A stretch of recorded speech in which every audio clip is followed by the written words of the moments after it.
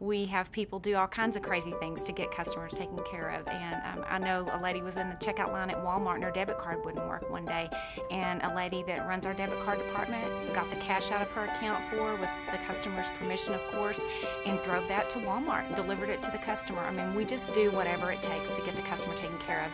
And I think that's unique in today's banking environment. Are we just sure at this point? I think we're lost in space. Thank you, Commissioner. Very kind of you. I can tell you spared no expense. No, Great thought into it.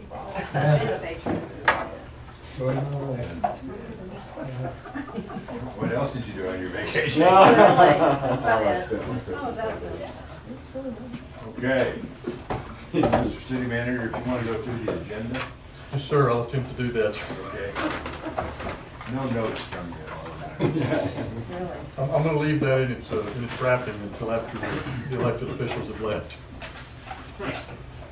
Item number 1, minutes. Approval of the minutes held last week. I don't believe that we caught any corrections that needed to be made, and I think that we have 2012 properly in the right spot.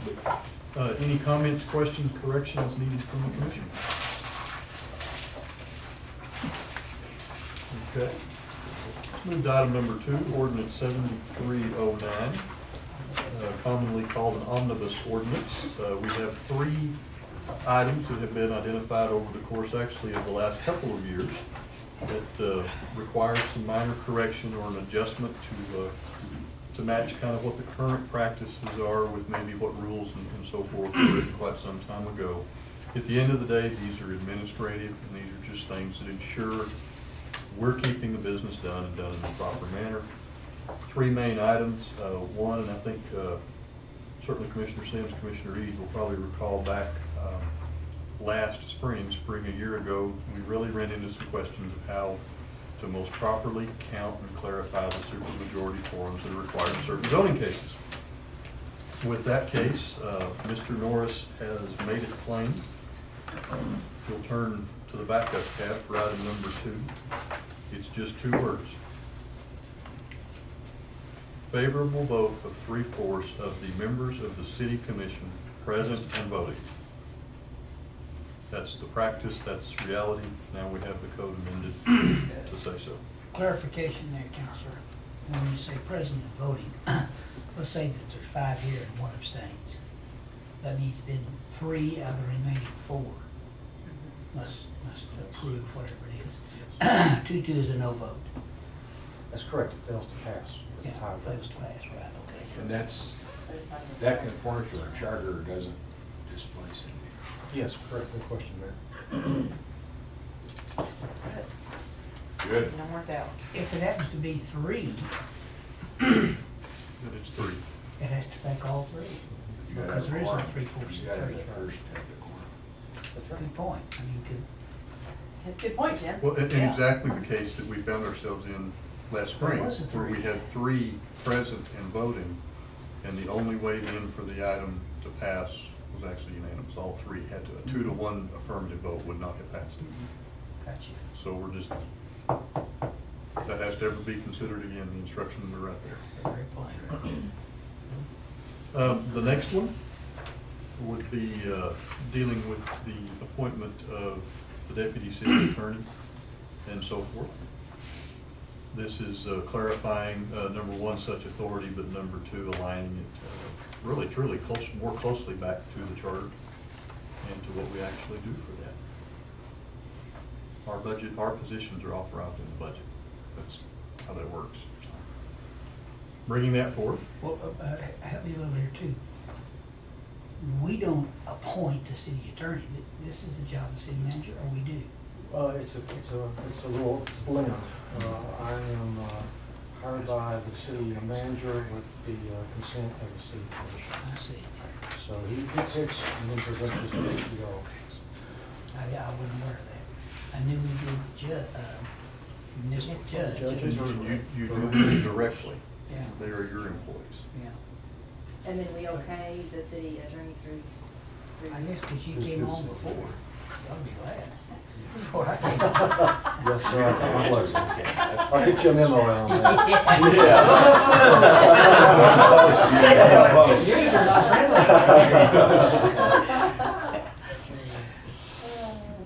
And the final set of changes, moving right along. Moving right along.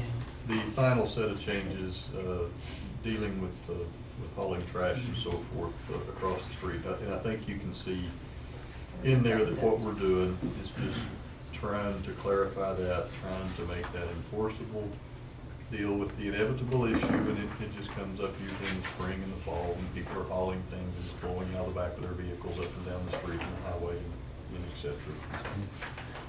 That's what that is. All three are presented here for your consideration and hopefully approval. Any questions?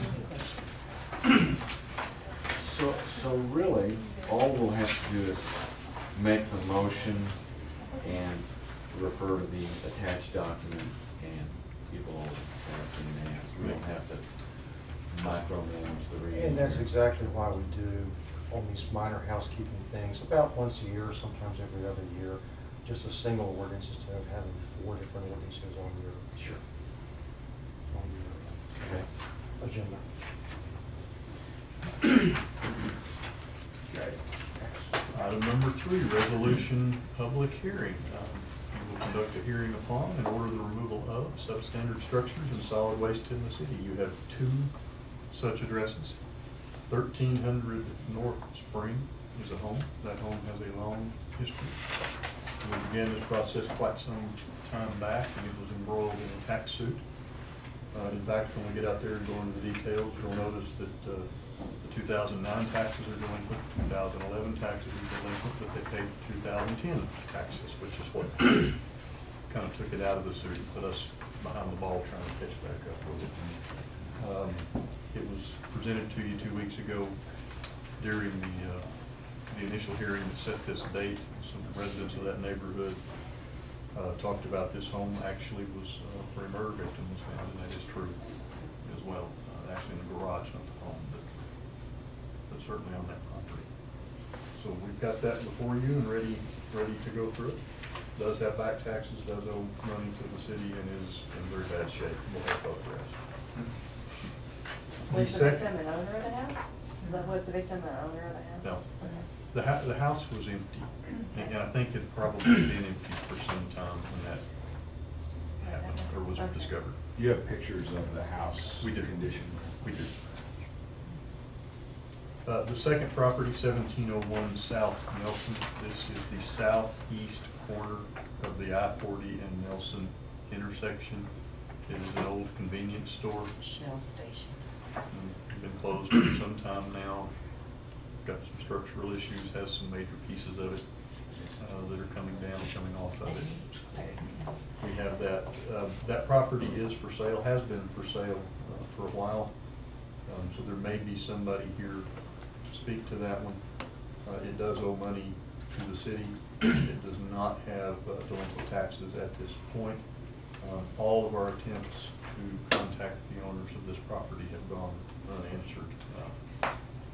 And I don't believe we've yet heard from the owner. We've heard from the realtors. Yeah, he's heard from the real. Yeah, Heard from the real. in the last 2 days, a couple of conversations, and the owner of the property claims that they may have someone that wishes to purchase. The realtor was not going to represent, as of the day before yesterday. As of yesterday, they said that they're gonna be here today to represent the owner. That they may have someone that wishes to purchase in the next couple of weeks. There's actually a question about the tanks and the gas station right across the street. I frequently had, and he said that there was somebody from the water board in there questioning them because they said it fell off their radar. And there is a problem with the tanks that and there wasn't removal of the tanks, so now they have to be filled with sand and they have to be tested to see if there's any leakage downstream, so it's an environmental nightmare too. Potentially, if they've had some Potentially. leakage. Yeah. And the city assesses the cost to the owner? We will assess the cost of the demolition. Our demolition will not include the removal of those tanks. That's regulated directly by the states. He needs to go. And certainly subject to y'all's consideration based upon what you hear today. And best outcome to that property is. If we stop the condemnation, we'll have to begin it anew So, at some point in the future. so myself and the other new If at all. understand, so we condemn it, we tear down the building. It doesn't, we still don't own it unless there's a tax sale. We just get rid of the bad structure. Correct. So before we would, I mean, then it would go to tax sale, but they would have to deal with that environmental problem underneath it as part of that sale, or the, The new buyer. The new buyer is going to Correct. purchase the property either and a with potential tanks. problem. Yeah, they call it a death certificate if the tanks have been tested, remediated, and given the final okay by the state. Then you get a quote, a death certificate on your tanks, meaning they're not an issue. Yeah. So at what phase they are in that or not, we could not No, I don't speak to that. Is the, is the new buyer, would a new buyer be responsible for the assessment of the destruction of the building? There would be Attached to the you property bill is the a owner lien. of the property Mhm. and ask for payment. At the point that they do not pay, it attaches to the property as a lien. So generally, to transfer property, you have to satisfy those liens. Say like we go out and mow weeds, Mhm. and they won't pay us. But that thing's been in disrepair for 10 years, and it's been struck by some semi-trucks. I think the top answer around the gas station has been knocked down and hanging. Now they've removed that. It's It's an eyesore. So when you have a lien that's worth more, that's more than the value of the property, how ultimately are you able to rehab the property or? Negotiations. Well, if it's a private sale and you negotiate on it, if it's a sheriff's sale for taxes, it cuts our lien off unless they get enough, what they call excess proceeds that covers the taxes. If there's anything left, it goes towards the liens like ours. Otherwise, it's cut off. the prior owner still has to deal with the EPA. The EPA will go after anyone and everyone who's ever been insurance from the date of estimated date of pollution We're forward. gonna go back to head flood. Well, this property does not have delinquent taxes, it has current taxes owed. But the property already has a little over $1,600 assessed against it by the city, where we've had to go out and either mow it or mow and clean it up. You can pick up the trash and take it off of there.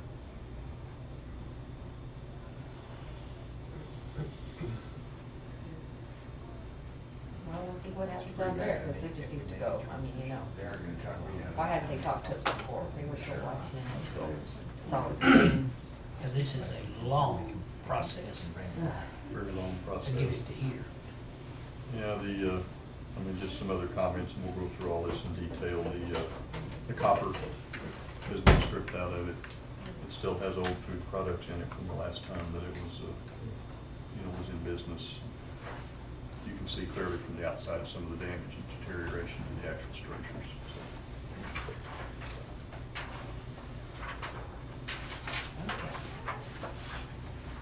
Okay, next. Next, this is the second and final reading of the ordinance we presented last week, clarifying the position of the current city's insurance and risk management program as it might relate to any other purchased or third-party insurance policies that could apply to a particular claim.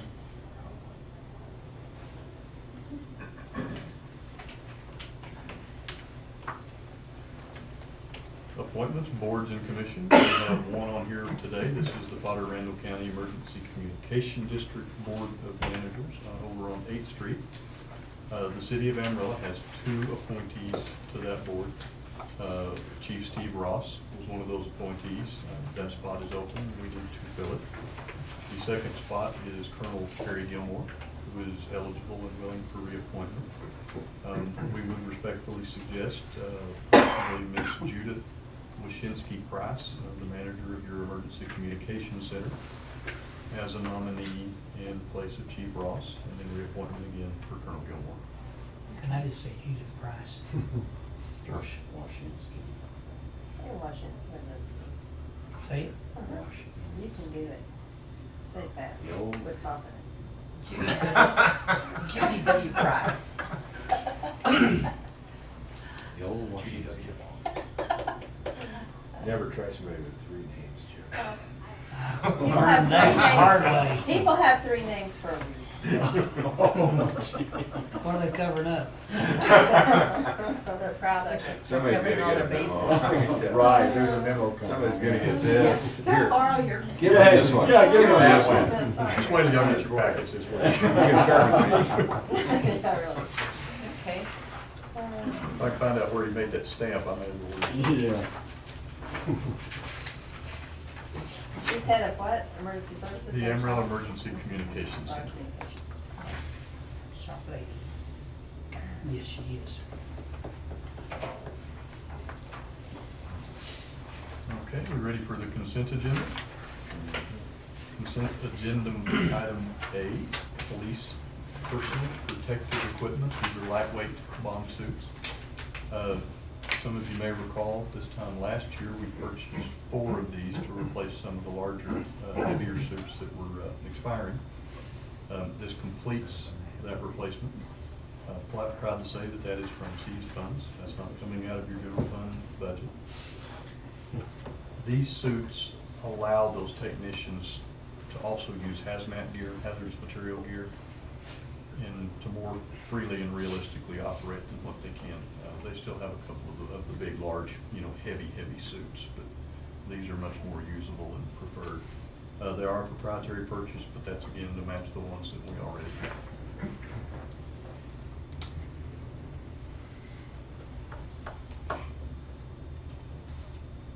So how many do we have total now? 7. Will be 7 after this. No, 4. Thank you for that. But you've gotta retire some of those. They become dated. They have an expiration date. Yeah. Literally. These are expiring this year. The ones that we're replacing are expiring this year, so here's the 3 new ones for that, and we did, again, 4 of them a year ago. And the one that the mayor put on, that was the bomb. That was the That big wasn't one. a hazmat. No, that was the big suit. Yeah. And we do have photographs of that, if anybody needs to go.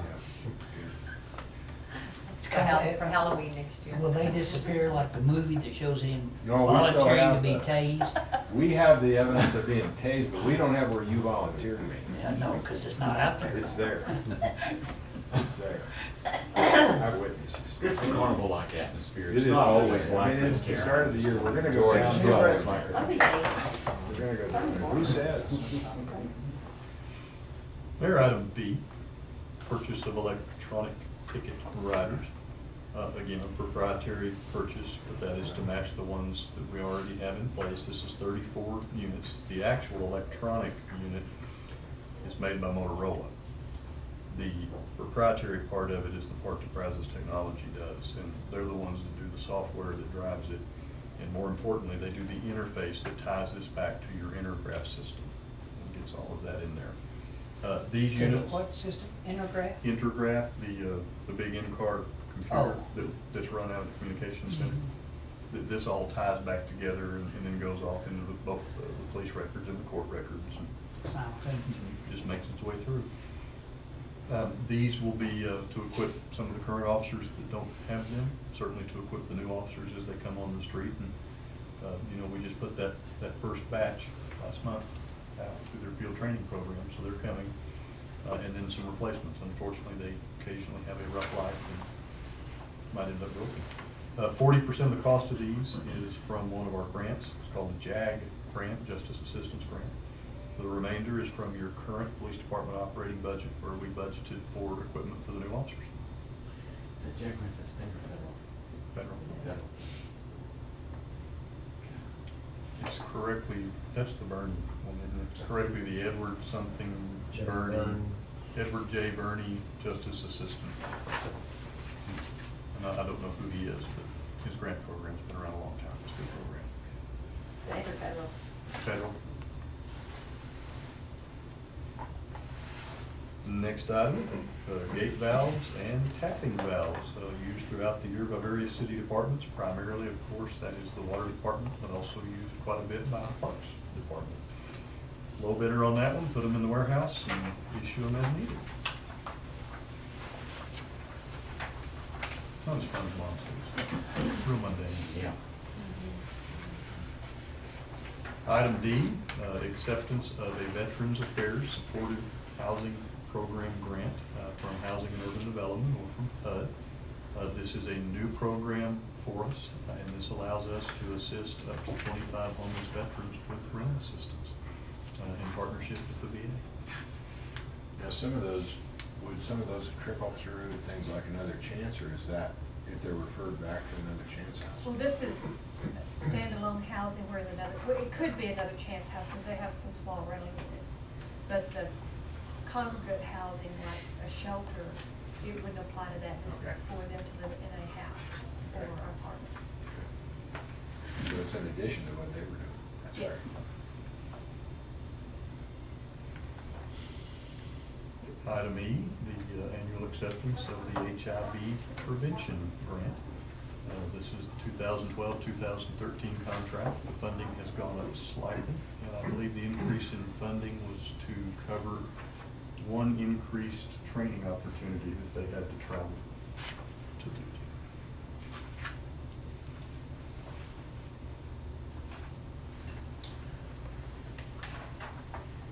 Any questions? Well, Mayor, that finishes the open agenda for today. We do have two major topics that we'd like to cover with you in closed session if we have some time to start on that. Yeah, go ahead and read that. I don't think we'll get to it. Mayor and Commission now call a closed session.